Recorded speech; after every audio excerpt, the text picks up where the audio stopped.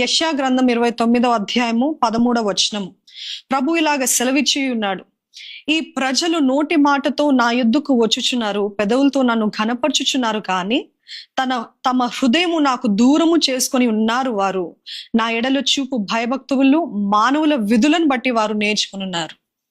ఈ రోజు ఒకవేళ దేవుడు మనకు ఆ మాట చెప్తే, కేవలం నోటి మాట చేత నా యొద్దకు వచ్చుచున్నారు, పెదవులతోటే నన్ను ఘనపరుస్తున్నారు, కానీ వారి హృదయములు నాకు బహుగా దూరంగా ఉన్నాయంట. సి దిస్ ఫిగ్ ట్రీ, ఈ అంజూరపు చెట్టు, ఇదంతా కూడా దేవుడు everything has a spiritual meaning. ఇది కేవలం అంజూరపు చెట్టు పైన అంత కోపం ఎందుకు చూపించాడని మనం అనుకుంటాం.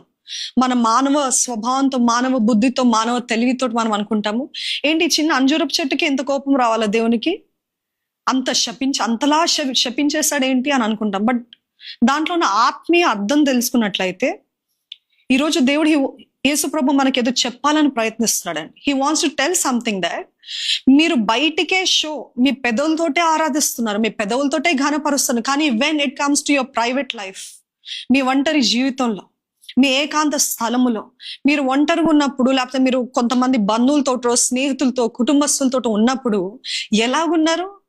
ఆలయానికి వచ్చి ఆరాధించే గుంపులో ఉన్నారు, తెగ చప్పట్లు కొట్టే గుంపులో ఉన్నారు, తెగ ఆరాధించే గుంపులో ఉన్నారు, కానీ when it comes to your personal life, is there true worship of me?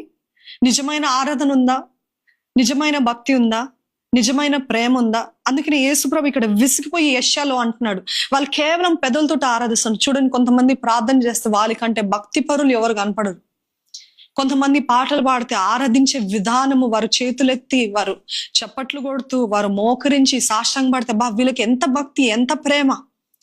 అది మనం ఒకవేళ మనుషులుగా మనం చూసినప్పుడు, ఈయనంత భక్తుడు, తనంత భక్తురాలు ఇంక ఎవరు లేరు అనుకుంటాం, కానీ ఓన్లీ గాడ్ నోస్.